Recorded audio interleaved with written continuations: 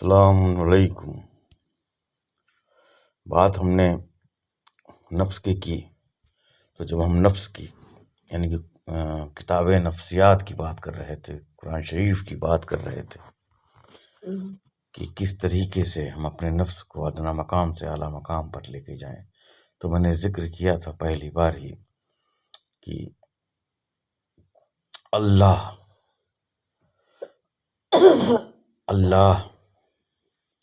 کو سمجھنا، اس کو پہچاننا ہوگا۔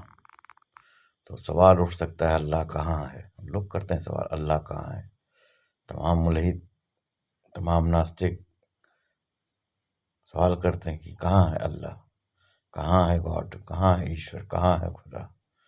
تو اللہ کہاں ہے یہ سوال ہی غلط ہے، جبکہ سوال یہ ہونا چاہیے اللہ کہاں نہیں ہے۔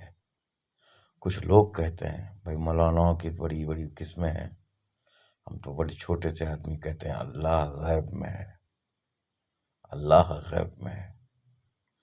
کچھ کہتے ہیں وہ آسمانوں میں ہے، اسٹرکچر برہمانڈ سے ہی باہر۔ کچھ کہتے ہیں وہ ساتویں آسمان کے اوپر کرسی پر بیٹھا ہے۔ یہ سب باتیں قرآن کا انکار ہیں۔ قرآن کیا کہتا ہے 58:7 میں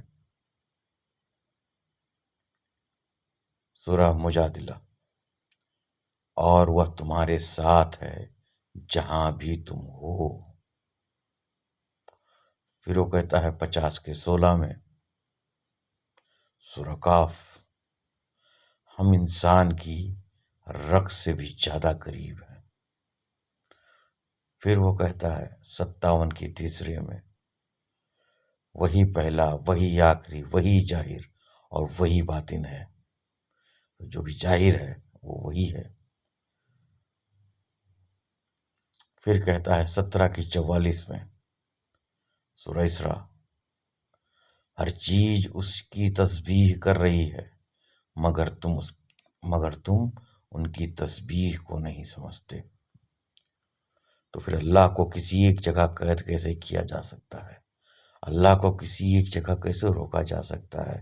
وہ ہر جگہ ہے، ہر ذرے میں، ہر دل میں، ہر سانس میں اسی کا جلوہ ہے۔ جس طرف دیکھو میرا ہی رخ ہے۔ سب جگہ نفس ہی نفس ہے، اور وہ نفس اعلیٰ ہے۔ وہ ظاہر بھی ہے، وہ باطن بھی ہے۔ اس سے خود چھپا نہیں، وہ کسی سے چھپا نہیں، وہ ہے۔ بس سمجھنے کی نظر چاہیے، اور یہی سمجھ ہماری شہادہ کو مکمل کرتی ہے۔ ہم کہہ سکتے ہیں اشہد ان لا الہ الا اللہ۔